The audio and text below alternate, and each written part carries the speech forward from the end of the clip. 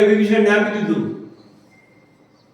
તો રામ એટલા કોવળ હૃદયના છે. રામજી કહે છે કે હજી મારું અયોધ્યાનું રાજ્ય મારા વતીથી ભરત સંભાળે છે, એ અયોધ્યાનું રાજ્ય હું રાવણને આપી દઈશ.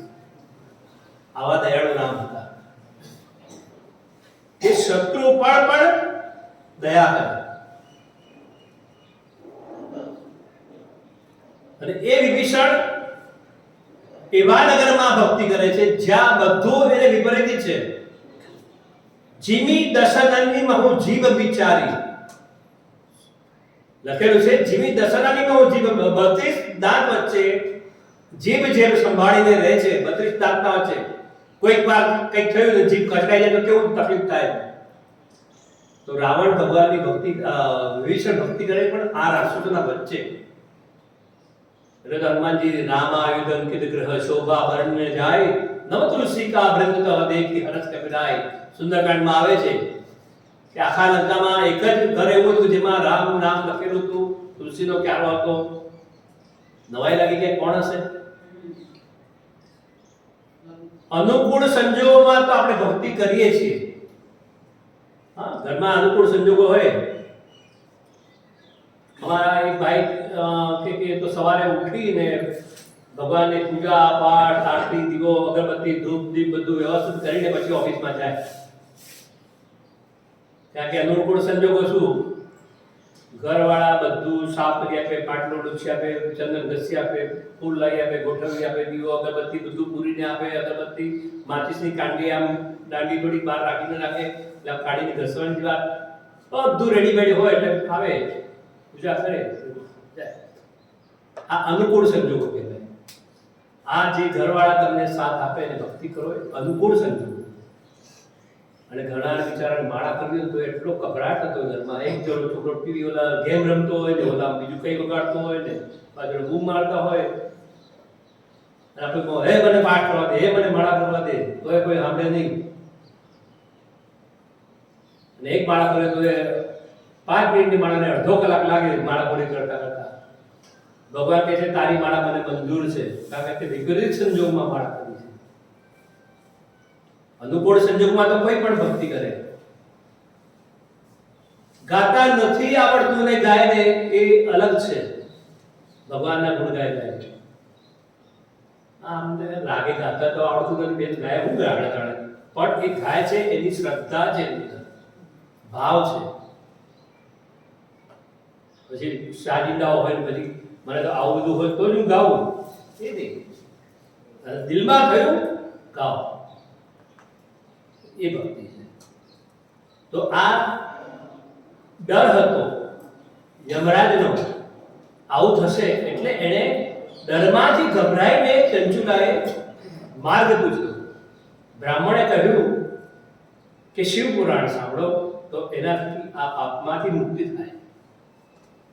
શિવ પુરાણમાં એટલી તાકાત છે કે તમે ગમે એટલા પાપ કર્યા હોય બળીને વસ્તુ થાય. આગળના પણ બ્રાહ્મણની વાત આવી દેવરાજની, તો એમાં એ જ આવ્યું કે તાવમાં પડ્યો હતો, ઊભા થવાની તાકાત નથી, સુતા સુતા એને શિવ પુરાણ સાંભળ્યું અને શિવલોક પામ્યો. આવી પરિસ્થિતિમાં પણ જો ભગવાન આપણને આપણો ઉદ્ધાર કરતા હોય તો જ્યારે સારા સંજોગો છે ત્યારે કેમ ન કરીએ? હાથ પગ ચાલતા હોય ત્યારે ભક્તિ કરીએ તો બરાબર છે. પછી હાથ પગ ચાલતા ન હોય, મંદિર તો જવું છે, જાત્રા જવું છે, ટોટિયા પણ નથી કરતા, દાંત તૂટી ગયા હોય ને બ બોલાય નહીં. ઓમ નમો ભગવતે વાસુદેવાય આ મંત્ર છે. જેને દાંત ના હોય એ કેવી બોલે? શબ્દનો ફરક પડી જાય. પણ દાંત જતા રહ્યા ત્યારે આપણે ભગવાનની ભક્તિ કરીએ, પગ ચાલતા ત્યારે જાત્રાએ જવું છે, પાચન નથી થતું ત્યારે ખાઈ શકતા નથી, ખોરાક પચતો નથી એટલે કે હું તો ઉપવાસ જ કરું છું. આ તું નહીં, ભગવાન ઉપવાસ કરે તને. પેલા કર્યો નથી, પેલા બહુ બીજા હતા, હવે ભગવાન ઉપવાસ કરાવે. એટલે જ કે યૌવનમાં સારું શરીર તંદુરસ્ત છે, મન તંદુરસ્ત છે, આંખ તંદુરસ્ત છે, ત્યારે જે ભગવાનની ભક્તિ કરશો તો એ બરાબર. નહીં તો કેરીની સિઝનમાં ગોટલા ધોઈને પાણી પીએ એ સારું લાગે કે કેરીનો રસ સારો લાગે? આપણે કેરીનો રસ ભગવાનને અંદર આવતા ભક્તિ કરીએ છીએ એ કેરીનો ગોટલા ધોઈને પછી ભગવાનને આવે ભગવાન કેરીનો રસ તો ભગવાન સ્વીકારતા નથી. એટલે એ કશું જ ના થાય ત્યારે ઉપવાસ કરો, ખવાતું ના હોય, અડધી રોટલી માંડ પછી ના હોય, પછી કે મારો તો ઉપવાસ છે, એ ઉપવાસ ના. 8-10 રોટલા ખાઈ શકતા હોય ને લાડુ ખાઈ શકતા હોય કે ત્યારે તમારા ભીમસેનની જેમ ઉપવાસ કરે તો ઉપવાસ ના. એટલે શરીર તંદુરસ્ત હોય, ડર ના હોય ત્યારે ભક્તિ કરો તો એનો વિશેષ ફળ છે. અને જો ડર લાગે તો અવશ્ય ભક્તિ કરવી. અને એ ભક્તિ થકી એ ચંચુલાનો ઉદ્ધાર થયો. માતા પાર્વતી સન્મુખ બિરાજમાન થયા, બંને જણા ચર્ચા કરતા હતા. એવામાં એને માતાજીને પ્રશ્ન કર્યો ચંચુલાએ કે મારા પતિ ક્યાં છે?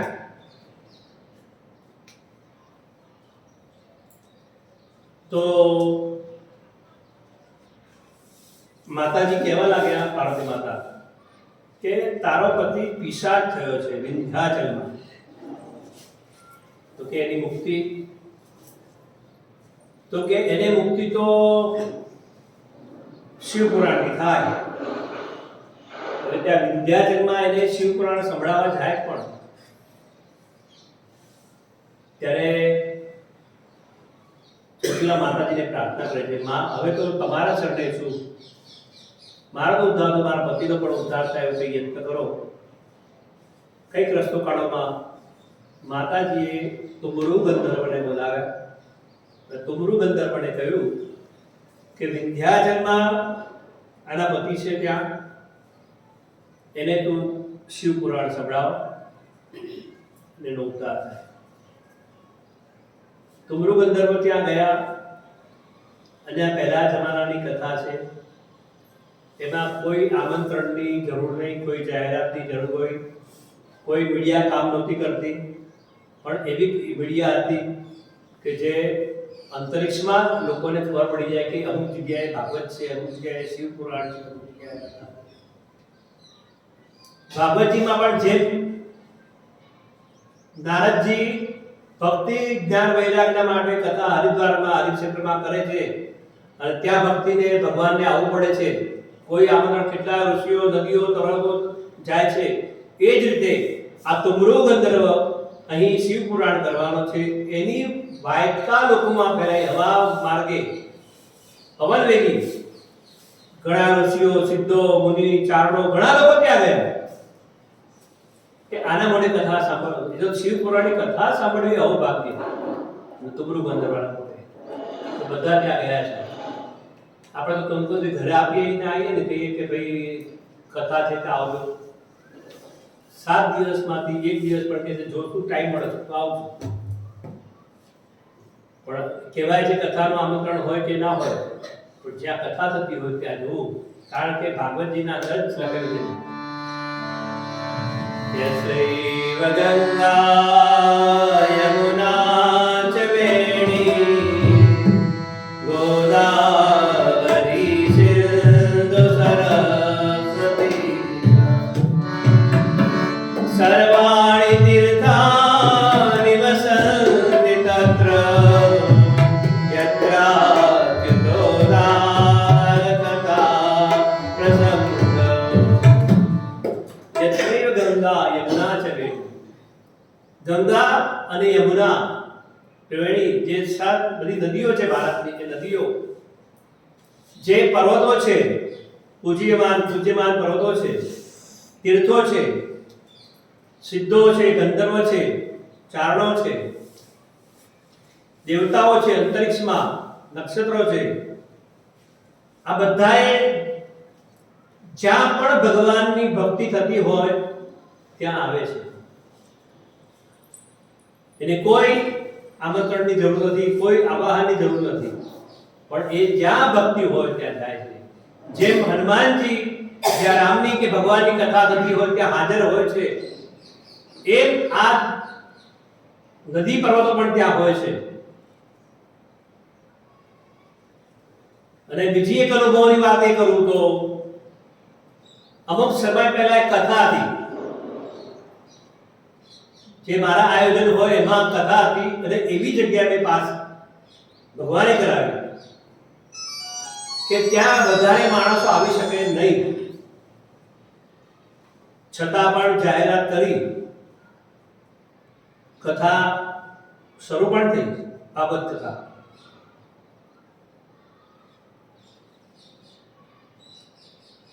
માઇક પણ હતું બંધાવેલું, મ્યુઝિક વાળા પણ હતા. પહેલે દિવસે કથા ચાલુ થઈ, અડધો કલાક, કલાક, 2 કલાક પૂરા થયા. એક પણ વ્યક્તિ મંડપમાં નહીં. અનુભવની વાત કરું, અને અનુભવની વાત એટલે સાચી વાત આપણને બેસે. એક માણસ પણ નહીં કથા. 7 દિવસનો સંકલ્પ. મને ઘણાએ કીધું કે અહીંયા કરતા ત્યાં કર્યું હોત ને 1.5 કિલોમીટર દૂર તો પબ્લિક તમારે માં જ નહીં. તો મારે આ જગ્યાએ શિવ સાનિધ્યમાં કથા કરવી હતી. મારે આ શિવજીને કથા સંભળાવવી છે, લોકોને નહીં.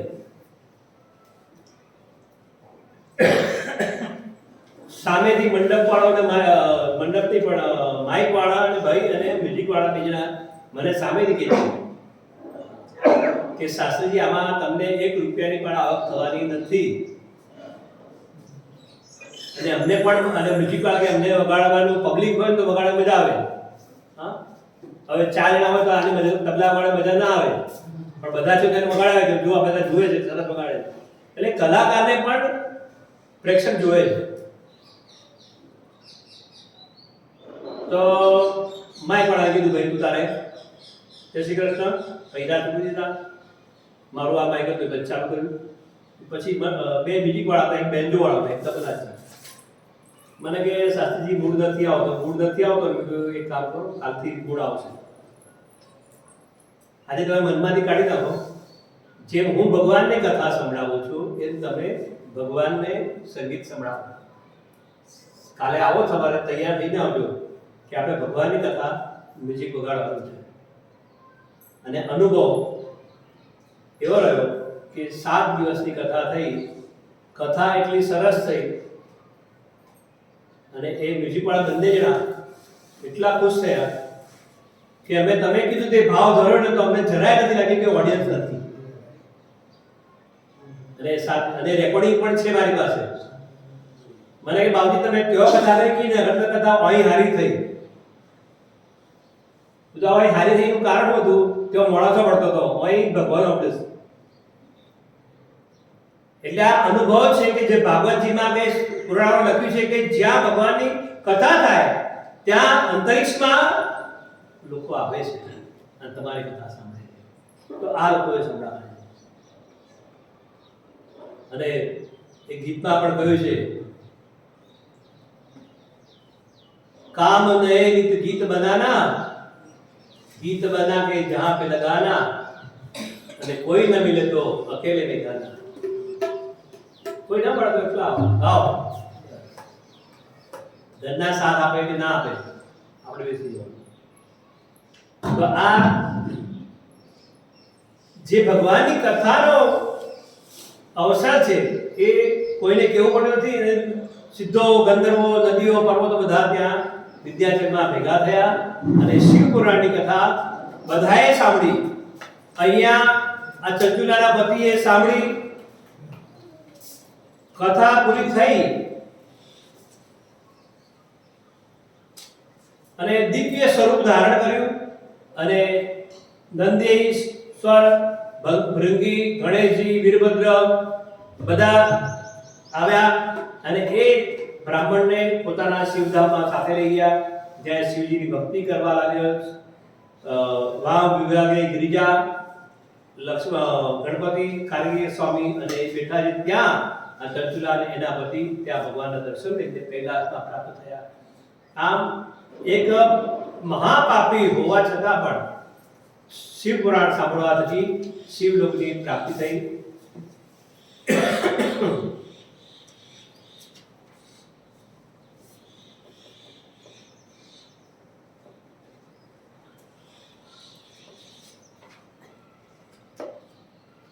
આ તુંબરુ ગંધર્વ નામ આપણે સાંભળ્યું છે, ઘણાએ ના સાંભળ્યું હોય તો એક ઓળખાણ પણ આપી દઈએ કે સિદ્ધ મુનિઓ છે, ગંધર્વો છે, એમાં આ તુંબરુ ગંધર્વ એટલે જે હંમેશા ભક્તિનું ગાન કરે, સંગીત કલા છે અને એ ભગવાનનું ગાન કરતા હોય છે. એમાં તુંબરુ ગંધર્વ છે, એનું મોઢું ઘોડાના જેવું છે અને નારાયણજીની જેમ વીણા રાખેલી છે, એ તુંબરુ ગંધર્વ. તો આ મહાપાપીનો બંનેનો ઉદ્ધાર થયો, એ કથા કરી. શૌનક કહે છે, મહાપ્રાજ્ઞના શિષ્ય સુતજી, હવે કલ્યાણકારી શિવ પુરાણના શ્રવણની વિધિ અમને બતાવો કે શિવ પુરાણ આપણે કેવી રીતે કરવું, સાંભળવું, એમાં નિયમ શું પાડવા એ વગેરે. ત્યારે સુતજી કહે છે કે દરેક જણા કથા શ્રવણ કરવા માટે આવવું જોઈએ. દૂર હોય તો નજીકની જગ્યા જ્યાં આપણને પડતી હોય, અનુકૂળતા પડતી હોય, ત્યાં ભગવાનની કથા સાંભળવા જવું. સમય સંજોગ પ્રમાણે તમારું નિત્ય કર્મ બતાવી અને જવું જોઈએ. કથાનો સમય હોય અને એ ટાઈમે આપણે ઘરના કથા કામ કરીએ અને પછી જો કંઈ કામ પતી જાય પછી કથામાં જઈએ તો એ મેળ ના થાય.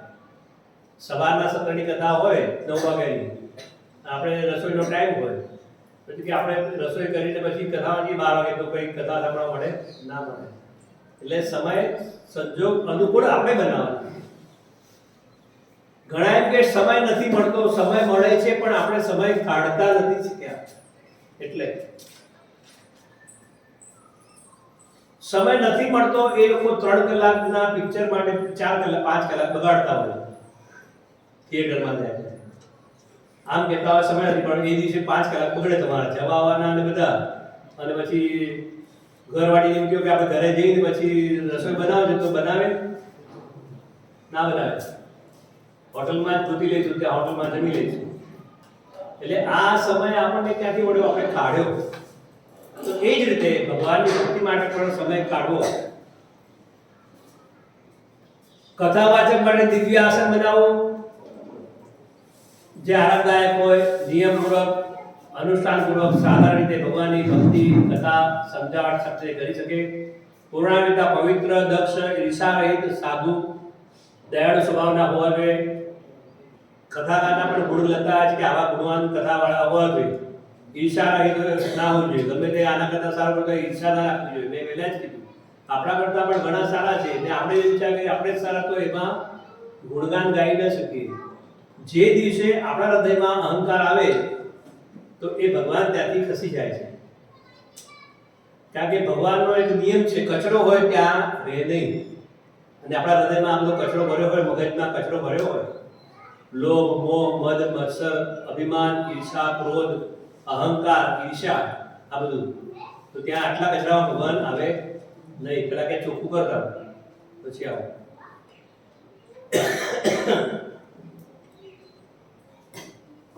અને એવું લખ્યું છે પહેલા જમાનામાં કથા સૂર્યોદયથી માંડીને 3:30 પ્રહર સુધી કથા થતી. એટલે સવારના 7 વાગ્યાથી તે 11-12 વાગ્યા સુધી કથા થતી. પછી મધ્યાહનમાં 2 ઘડી વિશ્રામ, એટલે જમવાની આરામની વ્યવસ્થા. અને એ સમયમાં પણ લખ્યું છે કે એ સમયમાં પણ ભગવાનના ગુણગાન ગાવા. આપણે પણ 10 મિનિટ ઉઠ્યા તો મેં કીધું કે 10 મિનિટ જેને ભજન ગાવા હોય ગાય. એવું નહીં કે 10 મિનિટ આપણને વાર્તા કરવા મળી, ચલો ઘણા દિવસે મળ્યા જેવો ક્યાં હતા, દેખાતા હતા, બધા થઈ ગયું. કથામાં જાઓ કે પ્રાર્થના સભામાં જાઓ, લોકો જાણે ઘણા મળવા જાય છે. હમણાં એક પ્રાર્થના સભામાં ગયેલો મુંબઈ, તો એક ભાઈ મળે, ઓહો આપણે 20 વર્ષે મળ્યા અને તું મળવા માટે આવ્યો તો પ્રાર્થના સભામાં આવ્યો છે. એ બાદ કથામાં એટલે ગોલા બેન આવે છે ને, પેલા ભાઈ આવે ને, ચલો બેસી મળશે. ના નથી, મળો પ્રેમથી. આ આપણા સનાતન ધર્મમાં આ ઉત્સવો કથાઓ ને આવા ભજનના બધા જે આયોજન થાય છે ને એ બધાને એક થવા માટે થાય છે અને જરૂર છે એ બાબતે મળો. લગન ઘરે હોય તો લોકો આવે, કોર્ટમાં તો કોઈ થોડું જાય, કોર્ટમાં કોઈ ના જાય, એટલા માટે કથા છે. તો વિશ્રામના ટાઈમમાં પણ ભગવાનની ચર્ચા વગેરે કરવી, દેહ શુદ્ધિ વગેરે કરવી અને પછી પાછી ભગવાનની ભક્તિ કરવી શરૂ કરવી. આ રીતે આખો દિવસ કથા થાય. હવે આપણે સમય સંજોગ અનુકૂળ નથી એટલે પહેલા 9 થી 12, 3 થી 6 રાખતા એટલે સવારે જાય પછી 12 2 કલાક બેસે, ક્યાં ખાય પીએ, ક્યાં કોઈનું ઘર ગોતવા જવું પડે, ના તે બધી વ્યવસ્થા થાય. જઈને આવે પાછો ગાડી ભાડું થાય. મુંબઈ જેવા શહેરમાં તો લોકોને રિક્ષા ટેક્સી ભાડા થઈ જાય એટલે કે એને તો એક જ કરો, એક જ ટાઈમ રાખો, ભલે 4 કલાક તો ભલે ત્યારે ત્યાં, એટલે એ વ્યવસ્થા રાખી. એમાંય પાછા પગ દુખે એટલે કે 2 દિવસ થોડું કંઈક તો. મારી કથા હતી પહેલા 12 થી 4 હતી કથા. 4:30 5 વાગે ભેંસનો ડેરીનો ટાઈમ એટલે 4 વાગે કથા પૂરી. 4 વાગે આરતી થાય, 4:15 મંડપની બહાર હતા. ખુશ થઈ ગયા, વાહ બહુ સમય છે એકદમ. પણ એમાં 12 થી 2 વાગ્યા એટલે 1:45 વાગ્યા પછી કીડીઓ કરડવા લાગી લોકોને. એટલે તે પેલા ભાઈને કીધું ચાની વ્યવસ્થા કરાવો. એટલે હવે થોડો બ્રેક જોઈએ છે કારણ કે શરીર સાથે નથી, ખોરાક એમાં પહેલા જેવા નથી. પહેલા 4-6 કલાક બેસતા, હવે નથી બેસાતું. પણ આપણે ભલે એ રીતે તો એ રીતે પણ એને કથા એને તો આ થઈ જાય. વ્રત નિયમથી કરવું હોય ને દેહ સુધી પ્રાયશ્ચિત, નાંદી શ્રાદ્ધ, ક્ષૌર કર્મ વગેરે બધું કરાવીને કરવું જોઈએ. પણ એવું ના હોય તો કઈ વાંધો નહીં અને કથા ફળ માટે કરી દેવું. એક વિદ્વાનને પણ સાથે રાખવું પડે. આમ ભક્તિ કરવી જોઈએ. જો શ્રોતા અને વક્તા કર્મમાં ભટકી રહ્યા હોય અને કામ અને સ્વકામથી ગ્રસ્ત હોય, સ્ત્રીઓમાં આસક્તિ રાખતા હોય અને પાખંડપૂર્વક મોટી વાતો કરતા હોય તો એ ક્યારેય વક્તા કે શ્રોતા પુણ્યશાળી બનતા નથી. ચોખ્ખા શબ્દોમાં લખ્યું છે, પાખંડથી તમે કંઈ પણ કરવા જાઓ તો ઓલા જેવું થાય, लोभी गुरु और लालचू चेला. लोभी गुरु और लालचू चेला दोनों नरक में ठेलम ठेला. लोभी गुरु है, लालचू चेलो है, आटલું મળી જાય તો એ નરકમાં જ જાય. ભક્તિ શ્રદ્ધાપૂર્વક નિયમથી કથા સાંભળે તો નિર્વિઘ્ને ઉત્તમ ફળની પ્રાપ્તિ થાય. જે લોકોએ દીક્ષા લીધી નથી એને કથા શ્રવણમાં અધિકાર નથી એટલે દીક્ષા ગ્રહણ કરવી જોઈએ. દીક્ષા ગ્રહણ કરવાનો આવા નિયમો છે એ તમારે ફળ જોઈતું હોય, પરફેક્ટ એનું જોઈતું હોય તો લેવાનું. બાકી શ્રદ્ધા તમે કરો નિષ્કામ રીતે તો એમાં કોઈ એટલા બધા નિયમ પાળવાની જરૂર નથી. નહીં તો ઘણા કે અમે તો ક્યાં નિયમ પાળે, પણ જેને ફળ જોઈતું હોય વિશેષ તો તમારે ચેક પાસ કરો તો ચેક બરાબર ધ્યાનથી લખવો પડે એવી વાત છે.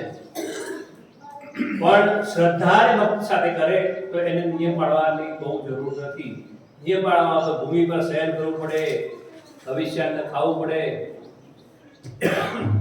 વધારે 7 દિવસ ખોટું બોલાય નહીં, વધારે. પછી વ્રત ચાલતું હોય, કથા ચાલતી, કાંદા, લસણ, ડુંગળી, હિંગ, ગાજર, માદક વસ્તુઓ પદાર્થ લેવો નહીં, બ્રાહ્મણો નિંદા કરવી નહીં, બીજા કોઈ નિંદા કરવી નહીં, મૌન રાખવું, બોલવાનું ઓછું રાખવું.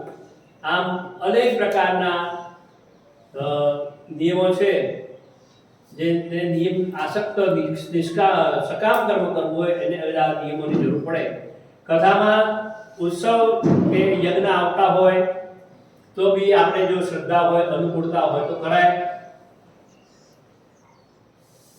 અને કથા પૂરી થયા બાદ જો અનુકૂળતા હોય તો હવન કરવો, ન હોય તો ગીતા પાઠ કરવો, અથવા ન હોય તો છેવટે શિવ સહસ્રનામાવલીનો પાઠ કરવો.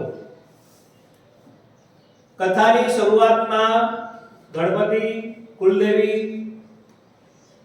મુખ્ય દેવતા, રુદ્ર કળશ, નવગ્રહની કૃપા પ્રાપ્ત કરવી, કુળદેવીને કૃપા પ્રાપ્ત કરવી, આપણા પિતૃઓની કૃપા પ્રાપ્ત કરવી અને વૈષ્ણવી વગેરે કરવું.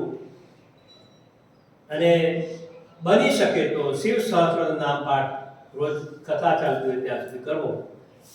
અને કથા પૂરી થઈ ગયા બાદ બ્રાહ્મણ જે વક્તા હોય એને સોનાનું અલંકાર, વસ્ત્ર, ઉપવસ્ત્ર, પદ, સીધું, અન્ન, દક્ષિણા વગેરે આપવું, સન્માન કરવું. હસ્તલિખિત શિવ પુરાણ મળે તો એ આપવું. આ બધું આમાં લખ્યું છે. શિવ પુરાણના મહાત્મ્ય સંપૂર્ણ છે, ફળને આપવાનું છે. જે શિવજીનું ધ્યાન કરે છે, જે કથામાં રસ રાખે છે, એનો આ સંસારમાં જન્મ લેવો સફળ થઈ જાય છે. જેમ સ્વયંના મહિમા જગતની બહાર અને અંદર ભાસમાન છે, એમ ભગવાન પણ એના પર કૃપા કરે છે. આમ શિવ પુરાણની કથા વિધિ આવી ગઈ.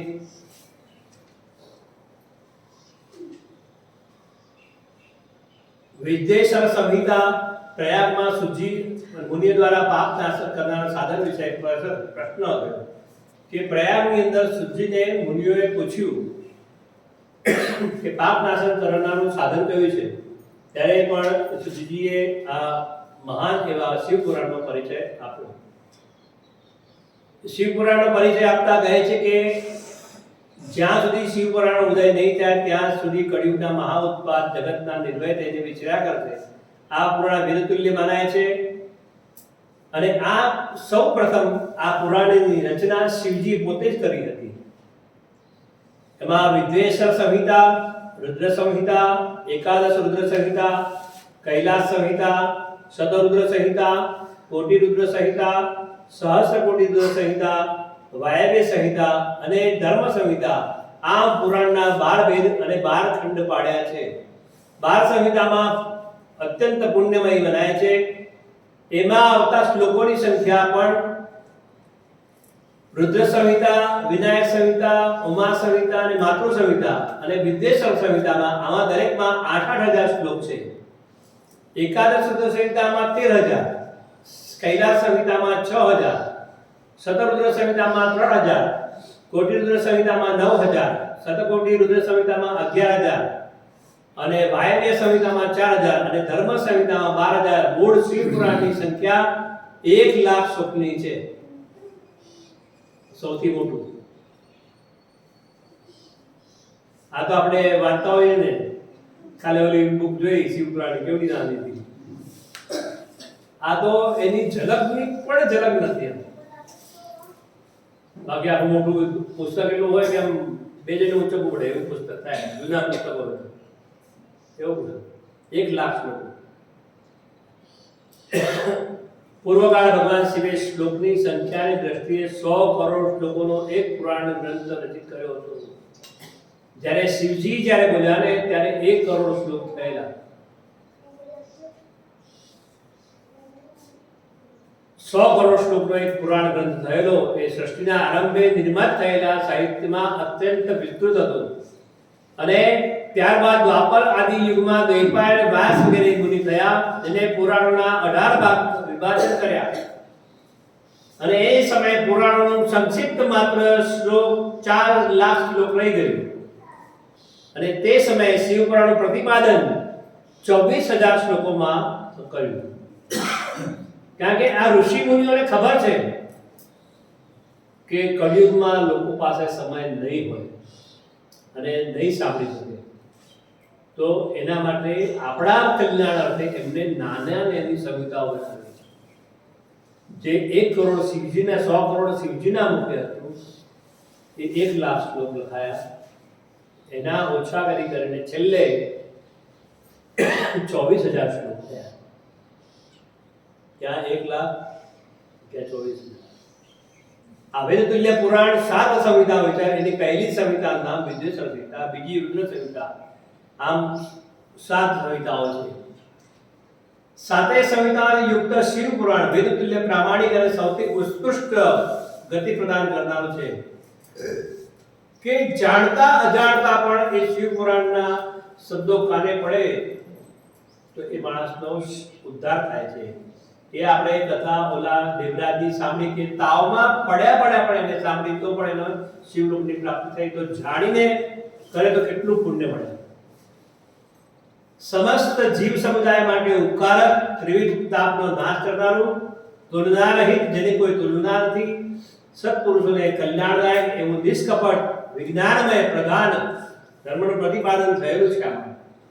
આ પુરાણ ઈર્ષા રહિત અંતઃકરણ વિદ્વાનોને જાણવા સારું છે. જે ખૂબ આદરથી વાંચશે, સાંભળશે એ ભગવાન શિવને પ્રિય થઈ પરમ ગતિને પ્રાપ્ત થશે. આ એનો મહિમા બતાવેલો. ત્યારબાદ સાધન, સાધ્ય વગેરેનો વિચાર. સાધ્ય, જે વસ્તુ આપણે સાધ્ય કરવી છે, સાધ્ય કરવી એટલે લેવી છે, મેળવવી છે, તો એના માટે આપણે કંઈ પણ યત્ન કરવો પડે, સાધન કરવું પડે. એના સિવાય એ પ્રાપ્ત થતું નથી. અહીં આપણે આ કથા કરવી તો એના માટે બધું આયોજન આપણે કરવું પડે, બેઠક ગોઠવવી પડે, બધું એક એક ઝીણી ઝીણી વસ્તુઓ જોવી પડે, વ્યવસ્થા તો થાય. ત્યાંથી આવું છે દૂરથી, તો આવવા માટે પણ રસ્તો જોઈએ, સાધન જોઈએ. એના સિવાય એ બધું તો એ સાધનો છે. પ્રવર્તમાન કલ્પમાં જ્યારે સૃષ્ટિનો આરંભ થયો, દિવસોમાં 6 કુલના મહર્ષિ વિદાર કરતા કહેવા લાગ્યા કે અમુક સૌથી વધુ ઉત્કૃષ્ટ છે અને અમુક નથી. એ મહાન શંકાએ મહાન રૂપ ધારણ કર્યું વિવાદે. ત્યારે ભગવાન બ્રહ્માજી પાસે જઈને પ્રાર્થના કરી કે અમે જાણવા તત્પર છીએ કે સંપૂર્ણ તત્વથી પરાપર તત્વ, પુરાણ તત્વ કોણ છે? બ્રહ્માજી કહ્યું, જ્યાંથી મન વાણીને પરમ તત્વને ન પામી પાછી પડે, જેનાથી બ્રહ્મા, વિષ્ણુ, રુદ્ર, ઇન્દ્ર વગેરે યુક્ત સમસ્ત ભૂતો ઇન્દ્રિયોની સાથે જે પ્રગટ થયું એ જ દેવ મહાદેવ સર્વજ્ઞ અને સંપૂર્ણ સૃષ્ટિના સ્વામી છે. ભક્તિથી એનો સાક્ષાત્કાર થાય, બીજા કોઈ ઉપાય એનું દર્શન થતું નથી. એમ દેવેશ્વર શિવની વાત કરી. અને શિવ પ્રાપ્તિ કરવી એ સાધ્ય છે, એમની સેવા એ સાધન છે. સાધન સિવાય શિવ મળે નહીં. શિવની આ ખાલી પગે લાગી દઈએ તો મળે, પણ એની સેવા કરવી પડે, પૂજા કરવી પડે અને એના જપ કરવા પડે, તો એ સાધન દ્વારા પ્રાપ્ત થાય છે. સાધન વિના અને કાનથી ભગવાનનું નામ ગુણ, લીલાનું શ્રવણ, વાણી દ્વારા એમનું કથન અને મન દ્વારા એમનું મનન, આ ત્રણ વસ્તુઓ એ સાધન છે. પહેલા કાન. માણસ તો મન છે ને એ પહેલા જો જાય ને તો કાનથી જાય. ક્યાંક અવાજ આવે, પાઠ કરતા કે માળા કરતા કે જપ કરતા હોય એટલે અવાજ આવે એટલે પહેલા કોને ખબર પડે? કાનને ખબર પડે. એટલે ભાઈ અવાજ કંઈક આવે છે, વધારે પડતો અવાજ આવે તો શું છે? તો પછી આજ્ઞા થાય આંખને. એટલે આંખ જોવાનો યત્ન કરે કે શું છે, બેઠા બેઠા જે જગ્યાથી જોવાતો હોય જોવે, પણ દ્રષ્ટિ પહોંચે નહીં, ખબર ના પડે કે આ શેનો અવાજ છે, દેખાય નહીં, આંખની ઓજળ હોય. એટલે એ મન આજ્ઞા કરશે પગને, બરાબર? એટલે પગ ઊભા થશે માણસ. ત્યાંથી ઊભો થઈને પછી જોશે આવાજ ત્યાંથી.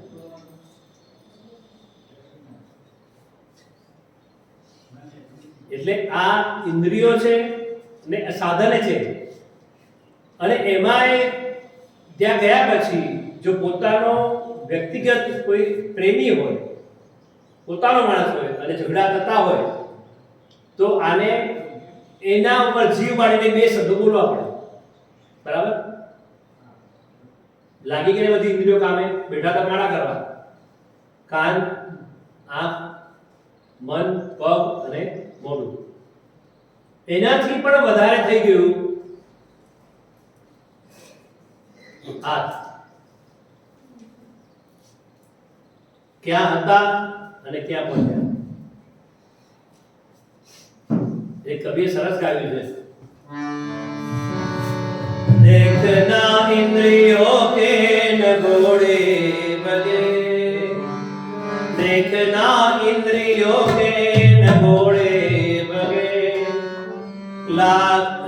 दिन इनको संयम के कोड़े लगे, रात दिन इनको संयम के कोड़े लगे, अपने रथ को सुमार्ग चलाते चलो, अपने रथ को सुमार्ग चलाते चलो, कृष्ण गोविंद गोपाल गाते चलो, कृष्ण गोविंद गोपाल गाते चलो। આજે છે ને ઇન્દ્રિયો છે આપણી, મન સૌથી મોટું, મન પાવરફુલ, બધા ઓર્ડર કરે, આંખ કાન નાક, નાકની ઇન્દ્રિયો, સુંઘવાનો પણ અવાજ આવે, આપણે ખાતા ન હોઈએ ને કાંદા લસણનો વઘાર થાય પછી નાક થઈ જાય, એટલે એ નાકની ઇન્દ્રિય છે, એ કામ કરે, સહન ના થતું હોય પછી બૂમ મારે, એટલે મગજને અસર કરે, મારી ગમતી વસ્તુઓથી કેમ કરે એટલે પછી બૂમ પાડે, એટલે ક્રોધ આવે, એક એક વસ્તુ એક એક થી લાઈનસર લાગેલી છે, આ ઇન્દ્રિયો છે। અને કવિઓ સિદ્ધો ચારણ બધાય કઈ કઈ થાકી, ધર્મશાસ્ત્ર દરેક જગ્યાએ એ જ વાત છે, મનને જીતો પહેલી વાત, જેને મન જીત્યું એને જગત જીત્યું, મન નથી જીતાયું તો કશું નથી થવાનું। કાને અવાજ સાંભળ્યો ભલે ને લડે, આપણે શું છે નથી જો, આપણે માળા કરો, મન બેસાડી દે તો પછી બધી ગયું, તો મન ઊભું કરે તો નહીં ચાલે, પણ ના અવાજ આવે મન કહે છે અલે આંખને કે જોજો ના દેખાય તો જજે ત્યાં, અને પછી લડજે, મારામારી કર, મન જ બધાનો ઉપરી છે, અને એ જ બધાને બગાડે છે કે સારું બી કરે છે।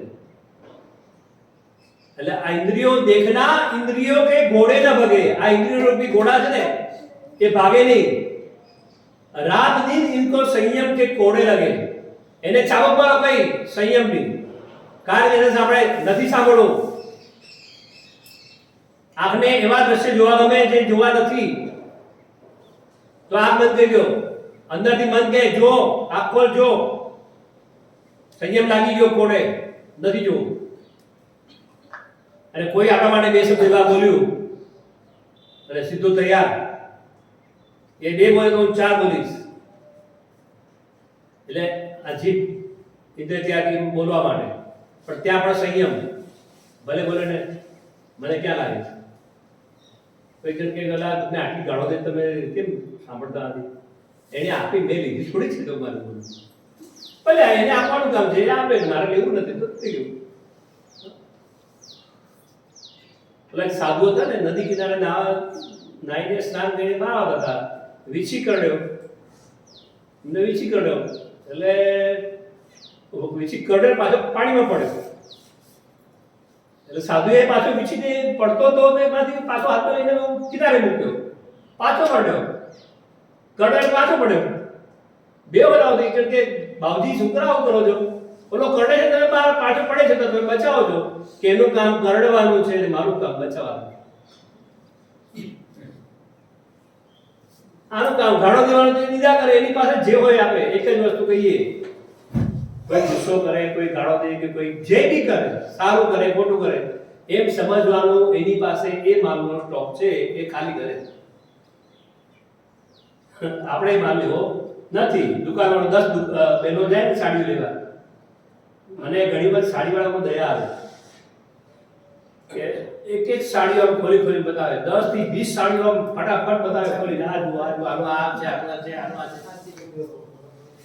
એટલે બે દેખીએ વાત ના કરે, મને એ દુકાનવાળા કહે ને મને અંદરથી ગુસ્સો આવે કે આ બચારો આટલી મહેનત કરી 25-30 સાડી બતાવી, મને બેને એક સાડી પણ લીધી નહીં, પછી બહુ વખત કરેલી વાત છે, હું પહેલા ઘરના કરવા યાર છોકરા મહેનત કરે યાર, શોકેસમાંથી બતાવી દે ને, મને કે આ બતાવી પડે ખોલીને, શોકેસમાંથી ના બતાવે, અને લીધું તો એ કે નહીં કે ના લીધું કાંઈ નહીં, એનું કામ જોવાનું છે, મારું કામ બતાડવાનું, હા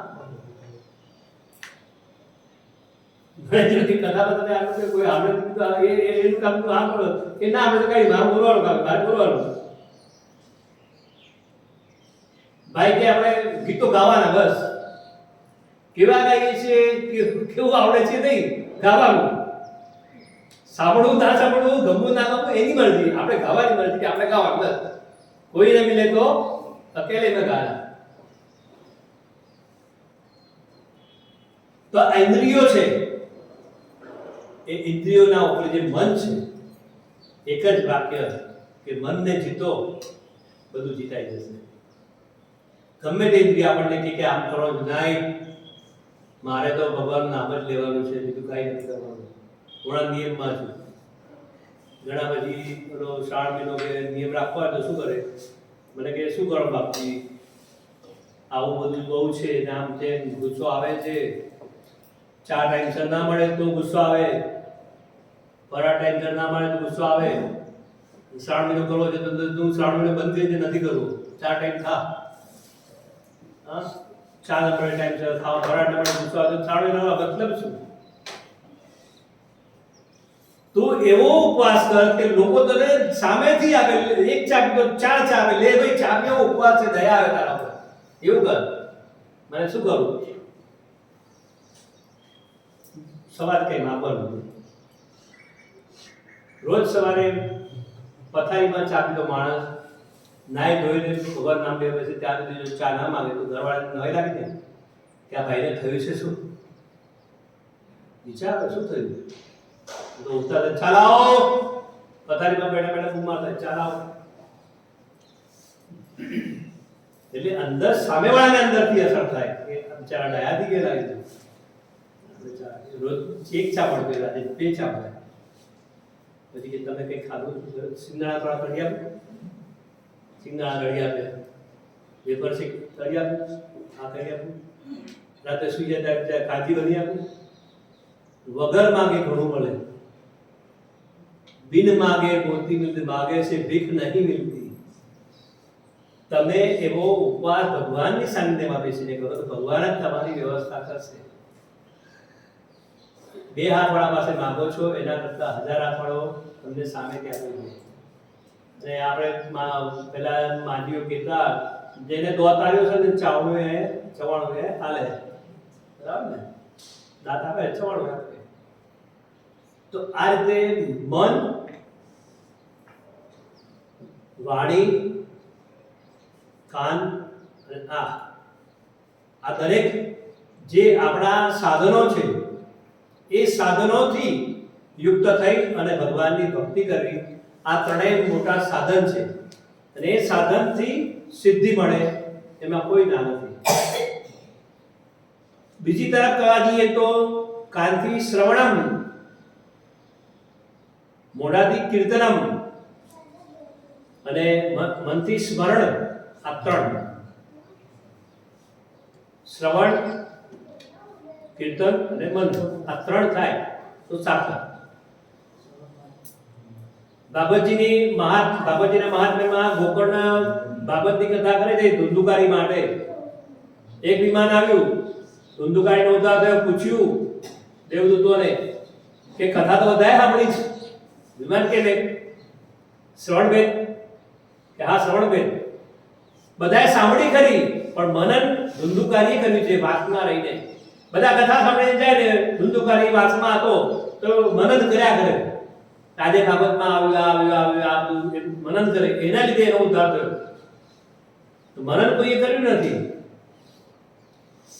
ત્યારે ગોકર્ણે બધાને પૂછ્યું, સભા બધા જે કથા સાંભળવા કે ભાઈ આપણે આવું કરીએ તો બધા કે કબૂલ. અને બીજી વાર જ્યારે બાબત કથા કરી, આ બાબતજીના અંદર છે સત્ય વસ્તુ, બીજી વાર જ્યારે કરી ત્યારે મનન દરેકે કર્યું છે, રાત્રે ચિંતન કર્યું છે, નિયમથી કર્યું છે, અને બધાના સદગતિ થઈ. આ હકીકત પૃથ્વી પર થઈ ગઈ. બધી વસ્તુ બરાબર હોય તો એનો તમને વિચારે પાસપોર્ટ મળે. એકાદ વસ્તુની જો ઓલી હોય તો પાસપોર્ટ તો મળે પણ વિચાર નથી મળે. એટલે જરૂરી છે એ નિયમની. તો આ રીતે મહેશ્વરનું જે શ્રવણ, કીર્તન અને મનન કરવું જોઈએ. શ્રુતિનું વાક્ય પ્રમાણે છે, પ્રમાણભૂત છે કે પ્રત્યક્ષ વસ્તુને આંખથી જોઈ પ્રવૃત્ત થાય અને જે વસ્તુ ક્યાંય પ્રત્યક્ષ દેખાતી ન હોય એને શ્રવણથી જાણી શકાય અને જેને શ્રવણથી પણ જાણી ન શકાય એને મનનપૂર્વક જાણી શકાય. ભગવાન દેખાતા નથી આપણને, મૂર્તિ દેખાય છે કે ફોટો દેખાય પણ ભગવાન દેખાતા નથી. પણ આપણે એ આંખ બંધ કરી અને ભાવ કરીએ અને મનન કરીએ, ચિંતન કરીએ કે શિવજી આવા છે, તો એમ કરતા કરતા રોજ ધ્યાન કરતા હો તો ચાલે શિવજી તમને દેખાય. અને ઘણીવાર સ્વપ્નમાં પણ ઘણા લોકો કે અમને ભગવાન સપનામાં આવે હતા. કેમ આવે હતા? તમે રોજ મનન કર્યું હશે તો. એના સિવાય એક ભાસ તો પણ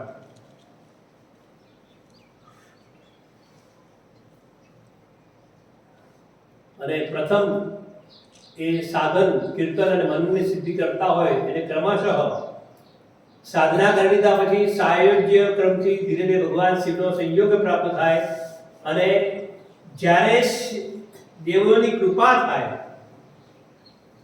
ત્યારે તમારા શરીરમાં રહેલા રોગો ભગવાન ધીમે ધીમે ઓછા કરવા લાગે છે.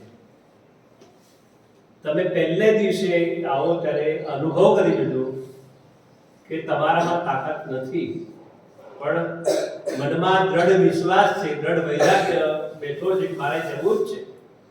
પહેલે દિવસે તકલીફ પડશે, બીજે દિવસે તકલીફ, બીજે દિવસે તમને તકલીફ પડશે નહીં.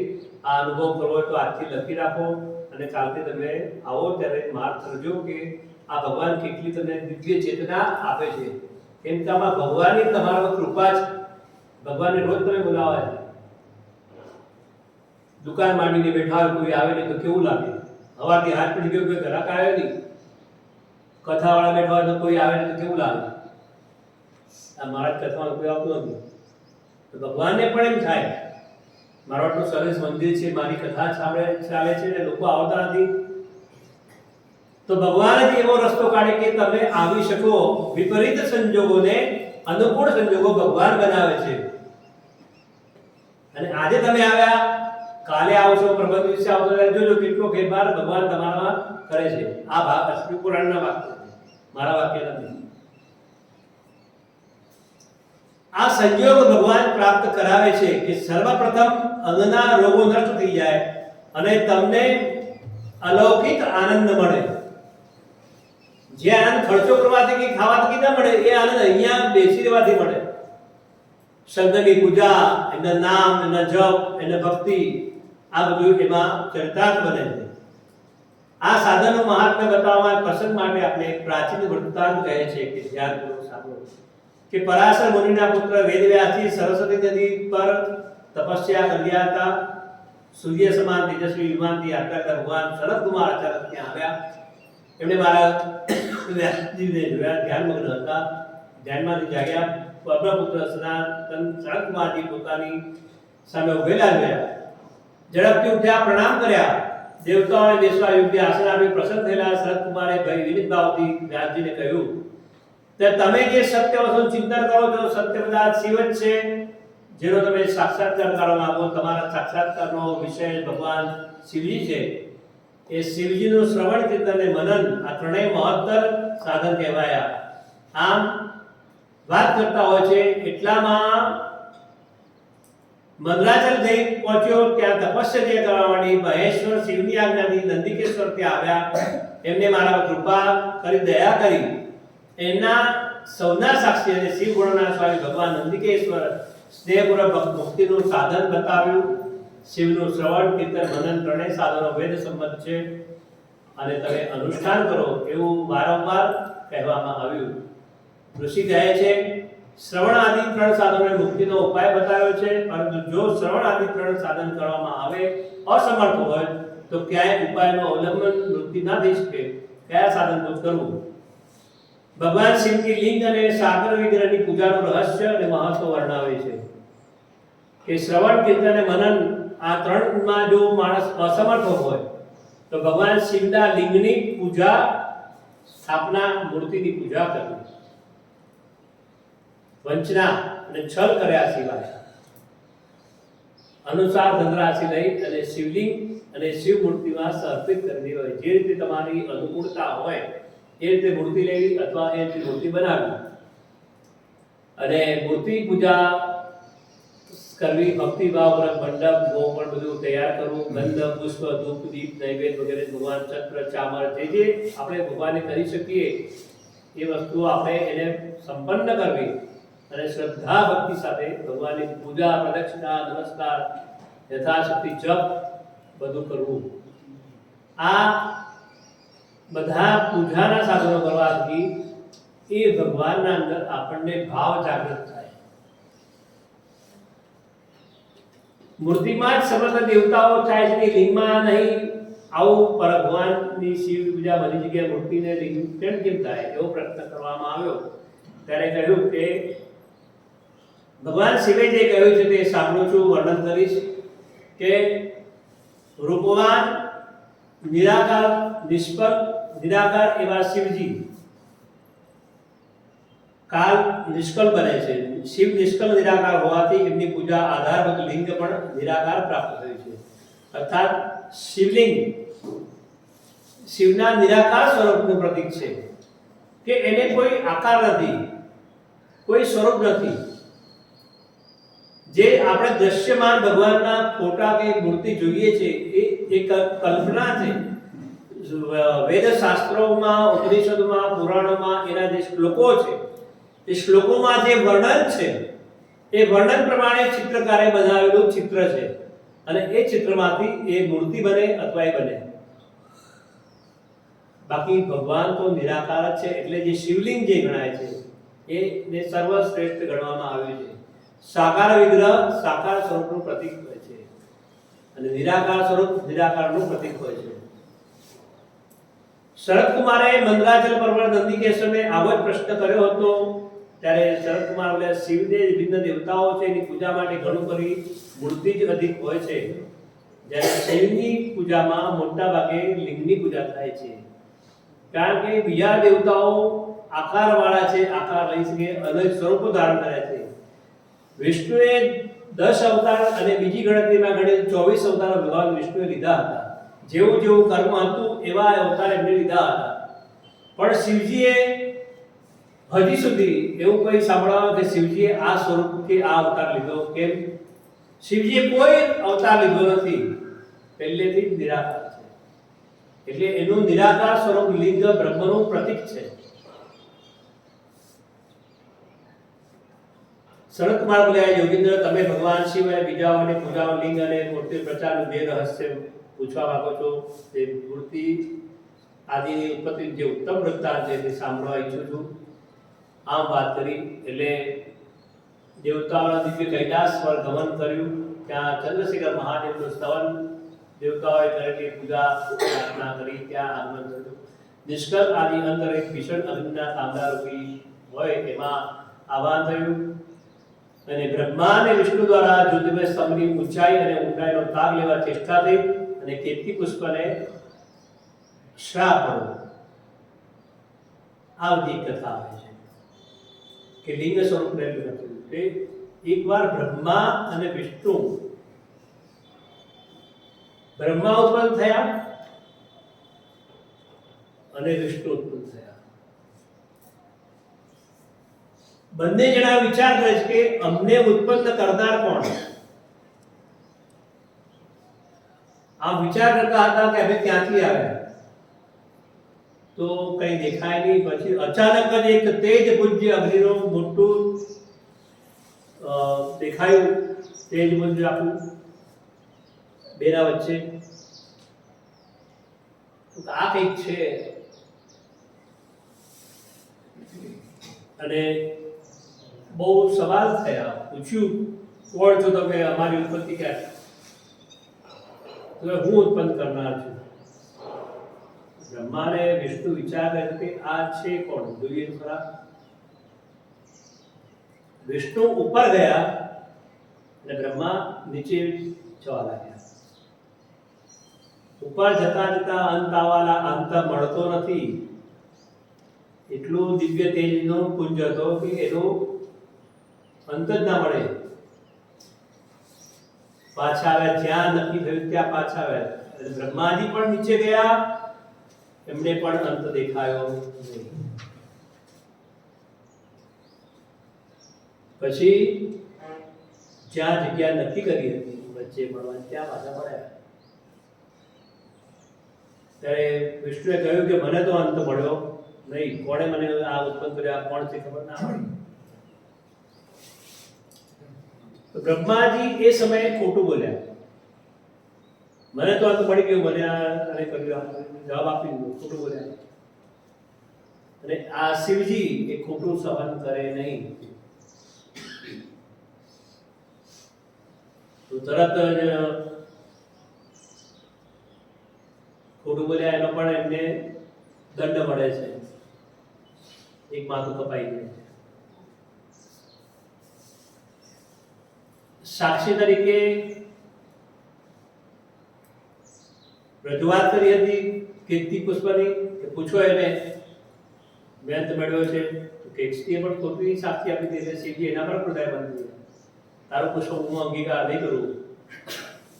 પછી છેવટે ખાલી કેવડાતી દિવસે કે તે સ્વીકાર કરે છે. અને આ બંને વિચાર કરે છે ત્યારે કહે છે કે આ હું છું શિવ, મેં તમને બંનેને ઉત્પન્ન કર્યા છે. અને એ નિજ સ્વરૂપે ભગવાન શિવજી ત્યાં પ્રગટ થયા અને બ્રહ્મા અને વિષ્ણુ બંનેની પ્રાર્થના કરવા. ત્યારે બ્રહ્મા અને વિષ્ણુને શિવજી કહે છે કે તમારી ઉત્પત્તિ મેં કરી છે,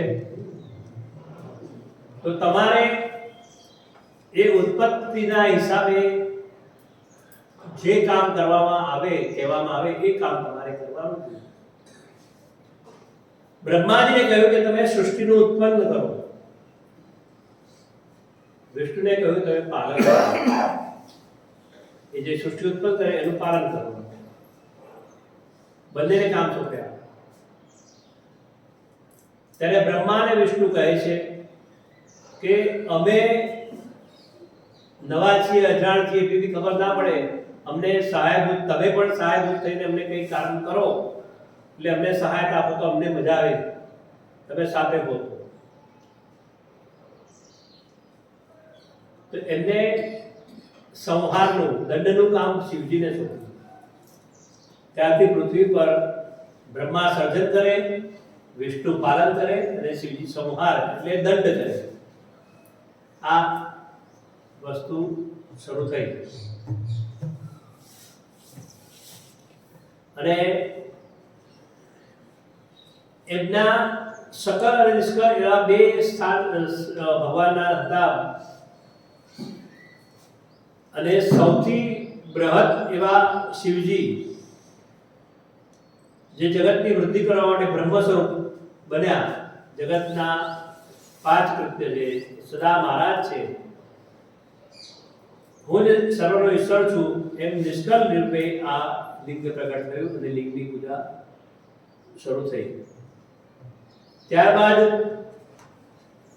5 કૃત્યના લક્ષણ કયા, એના કર્તવ્ય કયા, સૃષ્ટિ, પાલન, સંહાર, તિરોભાવ, અનુગ્રહ, આ 5 લક્ષણો. અને નિત્ય શુદ્ધ સંસારની રચનાનો આરંભ થાય એ સ્વર્ગ સૃષ્ટિ કહે છે. મારા દ્વારા પાલિત થઈને સૃષ્ટિ સ્થિર રૂપે થાય અને સ્થિતિ કહેવાય, અને વિનાશ થાય અને સંહાર કહેવાય. આ પ્રાણોનું ઉત્ક્રમણ અને બહાર નીકળી જવાનો તિરોભાવ કહેવાય. આ બધી ભાવનાઓ એમાં રજૂ થઈ.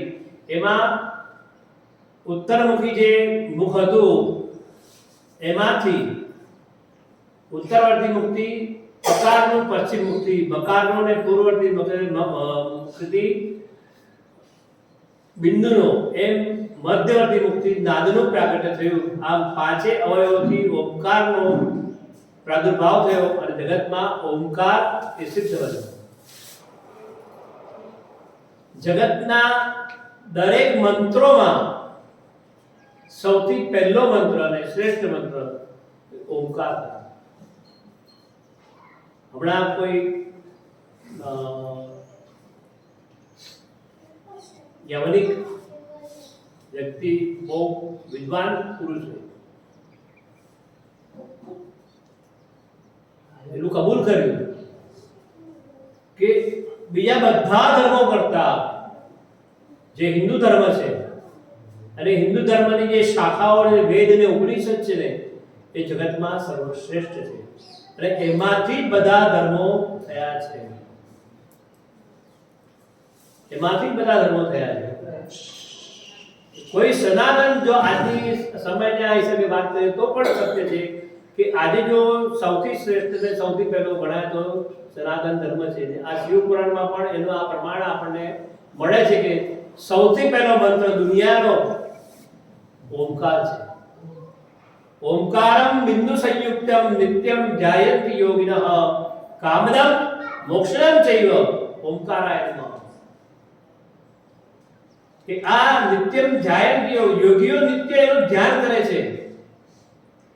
કોઈ મંત્ર બોલો તમે એમાં ઓમ ના બોલો તો એ મંત્ર અધૂરો ગણાય છે. ઘણા વાર ઓલા અનુષ્ઠાન ચાલતા હોય ત્રંબકમ યજામહે સુગંધિ એમાં બધા બોલતા હોય ઝડપથી માણસ કરે એટલે ઓમકાર બોલવાનું ભૂલી જાય. પણ એ ઓમકાર પ્રણવયુક્ત મંત્ર બોલે તો જ એનો ફળ મળે ને તો નથી મળતું. એ ઘણા લોકો પછી યાદ કરે હે ઓમ બોલ ઓમ જરૂરી છે.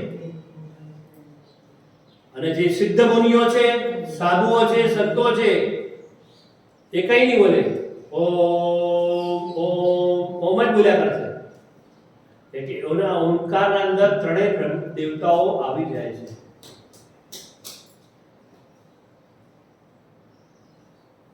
કામદમ મોક્ષદમ ચૈવ એ ઓમકારના જપથી કામદમ જેને કામનાઓ છે ઈચ્છાઓ છે સંસારની દૈહિક ઈચ્છાઓ હોય ભૌતિક ઈચ્છા હોય મારે ગાડી આવે મારે ખાવા થાય મારો છોકરો આ કરે તે કરે આ બધી ભૌતિક ઈચ્છાઓ છે.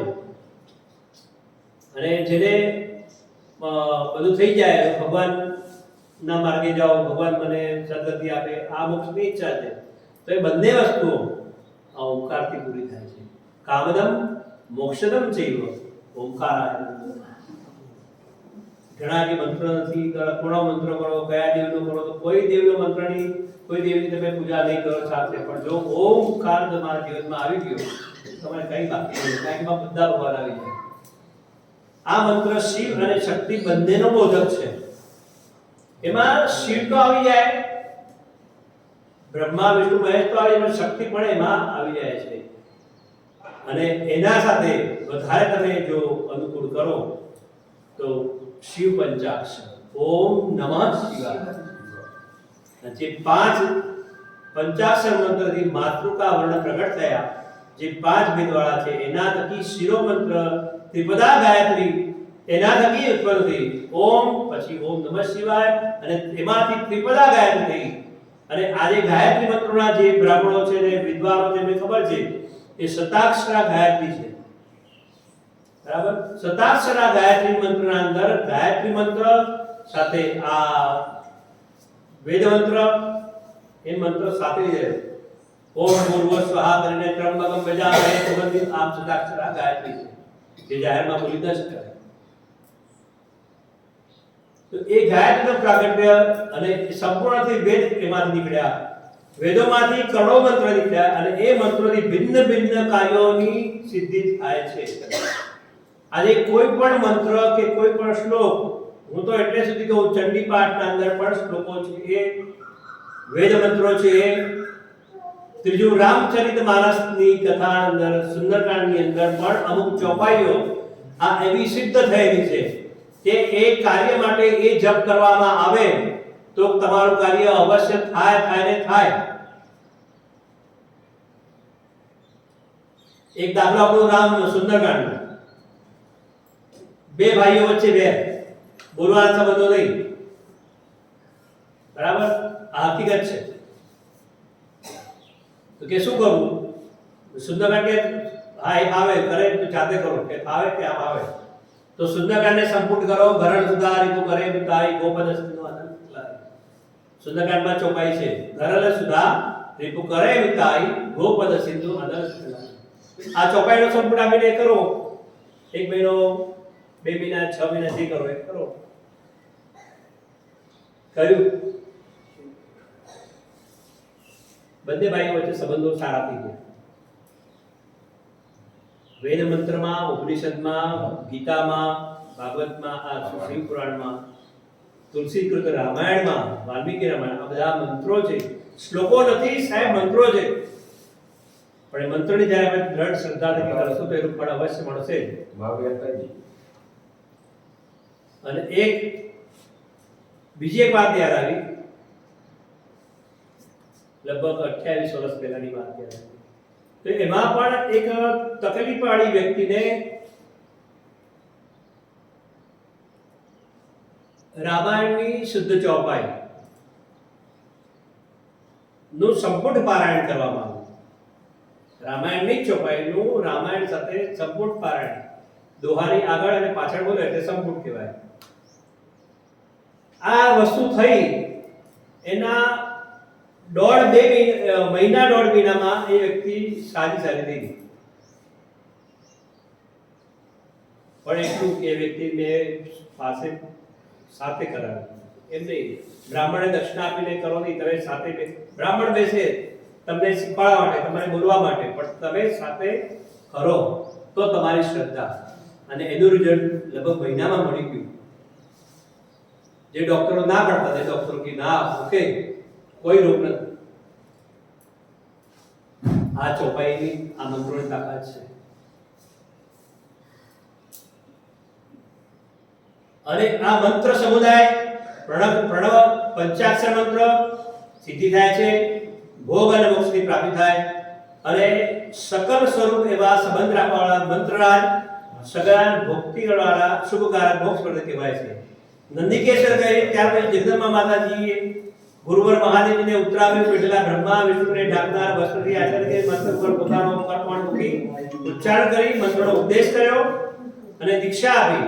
શિષ્યોએ ગુરુ દક્ષિણા રૂપે જાતે સમર્પિત કર્યા, નમસ્કાર કર્યા. બ્રહ્મા અને વિષ્ણુ બોલ્યા, તમે નિષ્કલ સ્વરૂપ છો, તમે નમસ્કારો. આમ પ્રણવના વાચ્યાર્થ આપણે નમસ્કારો. આ શિવજીને પ્રાર્થના કરી નમસ્કાર કર્યા. મહેશ્વર બોલ્યા, આદા નક્ષત્રથી યુક્ત ચતુર્દશી દિવસે જપ કરવામાં આવે તો અક્ષય પુણ્ય આપનારું થાય. હવે આ વસ્તુ પણ ક્યારે ક્યારે જપ કરવો એના માટે પણ કહ્યું છે. આદા નક્ષત્ર 14 અક્ષય પણ આપે. સૂર્ય સંક્રાંતિ યુક્ત મહાઆરતા નક્ષત્રમાં એકવાર કરેલો પ્રણવનો જપ કરોડ જપ કર્યા બરાબર ગણાય છે.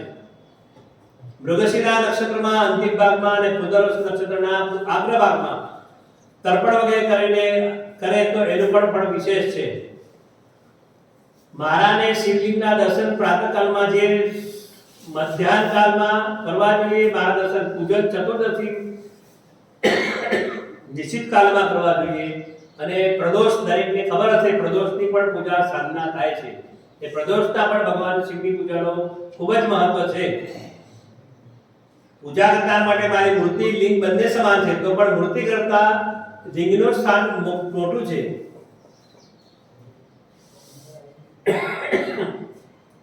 આમ લિંગનો ઓમકાર મંત્રથી અને વેર મૂર્તિનું એટલે મૂર્તિનું પંચાક્ષર મંત્રથી પૂજન કરવું જોઈએ.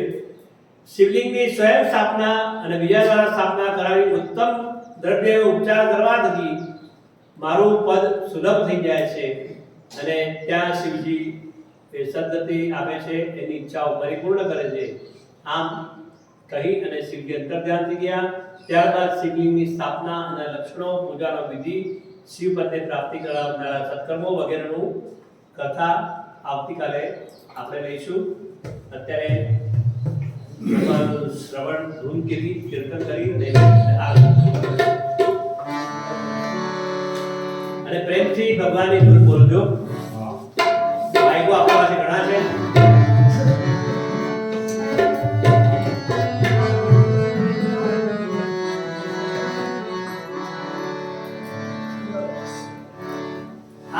સાંજના આ ધૂન રોજ ગવાશે એટલે બરાબર કાનથી બરાબર સાંભળી અને મોઢાથી બરાબર ઉચ્ચારણ કરજો.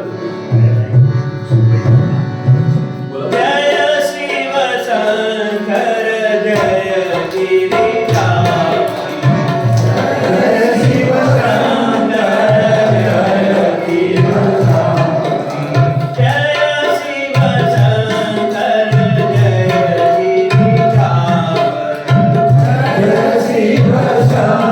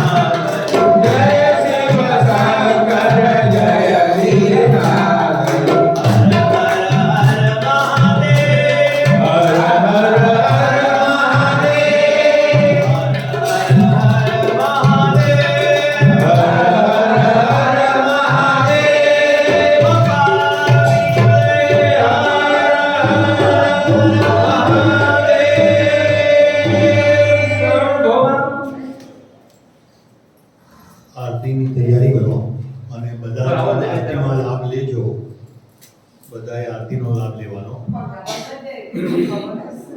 પહેલા અહીંયા મૂકો, આવો. ધરાવો નીચેથી. ધરાવો. બીજું હવે જે હમણાં વાત કરી આ સનાતન ધર્મની, આપણે આપણા ગ્રંથો, ધર્મના જે ગ્રંથો છે એને એક આ સમજવાની કોશિશ કરીએ. આ એક મોકો મળ્યો છે. 6 દિવસ આ રીતે મહારાજ શ્રી જે વાંચન કરીને આપણને સમજાવે છે, જે નોલેજ કદાચ આપણને ન પણ આવે. આપણે ખાલી સનાતન ધર્મ સનાતન ધર્મ સનાતન ધર્મ પણ થોડું ઘણું આપણે જાણીએ એવો પ્રયાસ સેરેનિટી ફાઉન્ડેશન આશ્રય જ્યાર સુધી આ કહ્યું એ પ્રમાણે, કદાચ હું હોઈશ નહીં હોઈશ પણ આ સતત ચાલતું રહે એ રીતનો પ્રયાસ કરવો છે આપણે બધાએ. ભજન કરવું અને કરાવવું એ ઉદ્દેશથી અહીંયા આવતા રહેજો. અને બસ આશીર્વાદ, આરતી પ્રગટ્ય કરો અને બધા જણ એમાં આરતીમાં રોજ થોડી થોડી આરતીનો લાભ લો.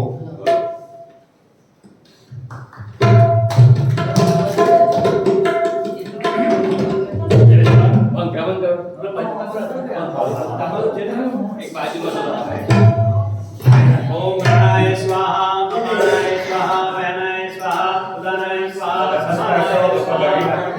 પાણી પીવાનું તેજ રસ સમર્પયામિ.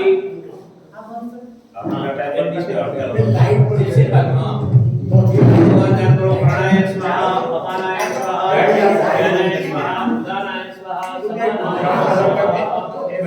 પાણી પીવાનું આરતી બેટાઓ એક દૂધ પકડાવી દો પછી.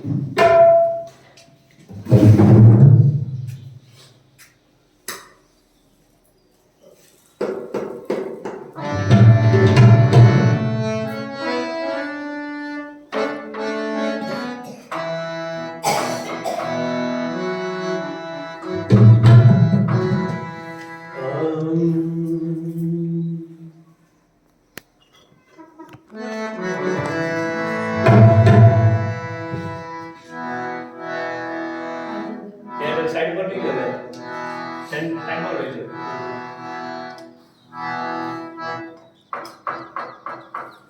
એક એક ઝડપ આરતી આવે ને, એક એક થોડા ઝડપથી ઉતારવાનું છે.